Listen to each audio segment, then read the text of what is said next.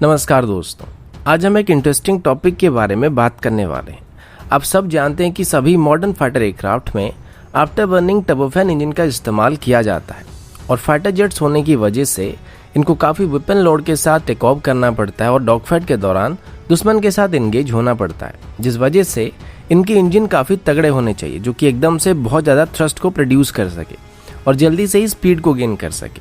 जिसलिए after burner का इस्तेमाल किया जाता है। नॉर्मली इनको फाइटर एयरक्राफ्ट टेक ऑफ करते वक्त या डॉग फाइट के दौरान या फिर सुपरसोनिक स्पीड में क्रूज करने के लिए इस्तेमाल करते हैं। लेकिन क्या आपने कभी ये सोचा है कि अगर एक फाइटर जेट का आफ्टर बर्नर काम नहीं करता है तब क्या होगा, या फिर क्या एक फाइटर एयरक्राफ्ट बिना आफ्टर बर्नर के टेक ऑफ कर सकता है? आज हम इसी के बारे में बात करने वाले हैं। अब शुरुआती दौर में जो फाइटर एयरक्राफ्ट हुआ करते थे तब वो पिस्टन ड्रिवन एयरक्राफ्ट हुआ करते थे। फिर उसके बाद जेट इंजन को बेस्ड करके फाइटर जेट को डेवलप करना शुरू किया गया था और सबसे पहले ऐसे एयरक्राफ्ट को जर्मनी की तरफ से डेवलप किया गया था जिसका नाम ME-262 था और इसको शायद 1942 में इंट्रोड्यूस किया गया था, जो कि दुनिया का सबसे पहला jet engine based fighter aircraft था। लेकिन इसमें टर्बोजेट इंजन का इस्तेमाल किया गया था और इसमें आफ्टर बर्नर वाला सिस्टम नहीं था, क्योंकि तब के फाइटर जेट अभी के फाइटर जेट के मुकाबले काफी कम वेपन को कैरी करते थे और इनकी पावर काफी कम रहती थी, जिस वजह से इनको आफ्टर बर्नर का इस्तेमाल करने का कोई जरूरत नहीं होता था। पर धीरे धीरे जैसे जैसे फाइटर जेट्स की इस्तेमाल और जरूरतें बढ़ती गई वैसे वैसे नए नए टेक्नोलॉजी सामने आने लगे थे और बड़े फाइटर एयरक्राफ्ट को उनको पावर करने के लिए बेहतर इंजन को बनाना शुरू किया गया था। अब ये जेट इंजन या टर्बोफैन इंजन किस तरीके से काम करते हैं, आज हम उसके बारे में डिटेल में बात नहीं करने वाले हैं। आज हम सिर्फ आफ्टर बर्नर के बारे में बात करने वाले हैं। अब आजकल के जितने भी टर्बोफैन इंजन है ये पुराने इंजन के मुकाबले काफ़ी ज़्यादा एफिशिएंट है,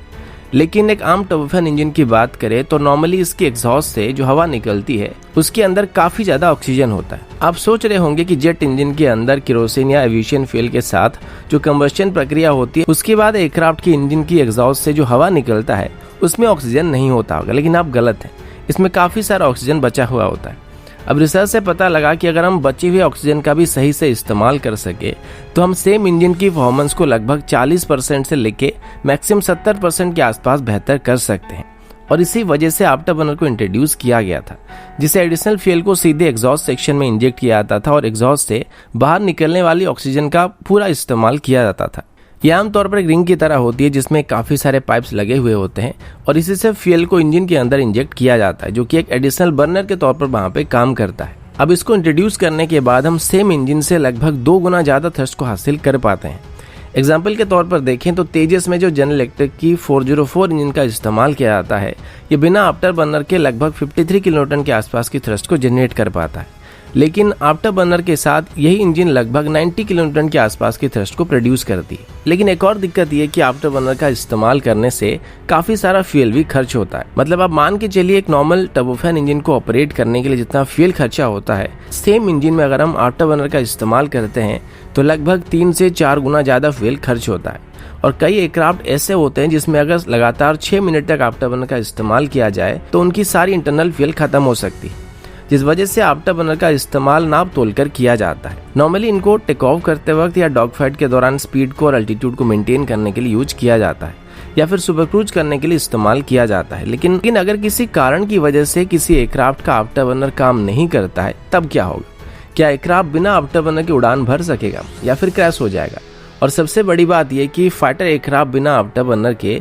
रनवे से टेक ऑफ कर पाएगा या फिर नहीं कर पाएगा?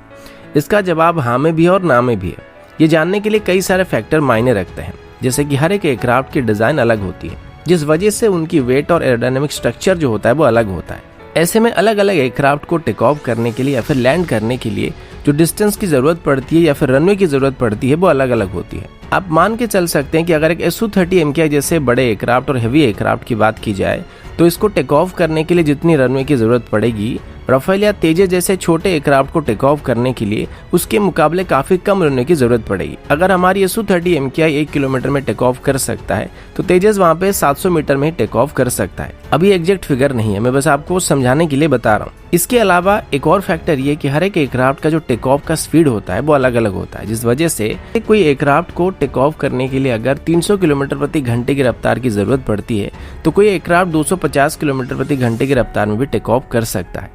ऐसे में हमारे जो MiG-21 एयरक्राफ्ट होते हैं इनकी टेक ऑफ स्पीड सबसे ज़्यादा माना जाता है, क्योंकि इनको टेक ऑफ करने के लिए लगभग 340 किलोमीटर प्रति घंटे की रफ्तार की ज़रूरत पड़ती है। और ऐसे में जो एयरक्राफ्ट जितनी जल्दी स्पीड को हासिल करेगा वो उतनी जल्दी टेक ऑफ कर सकता है। तीसरा फैक्टर जो आफ्टर बर्नर का इस्तेमाल करने से या ना करने से मायने रखता है वो थ्रस्ट टू वेट रेशियो है। अगर किसी एयरक्राफ्ट का थ्रस्ट टू वेट रेशियो अच्छा है, इसका मतलब ये है कि जल्दी से अपनी स्पीड को गेन कर सकता है। एग्जाम्पल के तौर पर देखें तो अगर एक MiG-29 एयरक्राफ्ट की बात करें तो इसका थ्रस्ट रेशियो लगभग 1 से ज्यादा होता है, जबकि हमारी सुखोई जैसे एयरक्राफ्ट का थ्रस्ट टू वेट रेशियो 1 से नीचे होता है, जिस वजह से MiG-29 Su-30 MKI के मुकाबले जल्दी स्पीड को गेन कर सकता है और छोटे रनवे से टेक ऑफ कर सकता है। और ये चीज हायर अल्टीट्यूड में भी लागू होती है और एक बहुत बड़ा फैक्टर भी होता है। वैसे MiG-29 को कैरियर से ऑपरेट करने के लिए डिजाइन किया गया था, जिस वजह से इनको छोटे रनवे से आराम से ऑपरेट किया जा सकता है और इसी वजह से इनका थ्रस्ट टू वेट रेशियो काफी अच्छा है। अभी भी भारत की तरफ से लद्दाख में MiG-29 को तैनात किया गया, जबकि Su-30 MKI एयरक्राफ्ट को भारत यहाँ पे डेप्थ एरिया में ऑपरेट कर रहा है ताकि ये फुल फ्यूल और वेपन के साथ टेक ऑफ कर सके।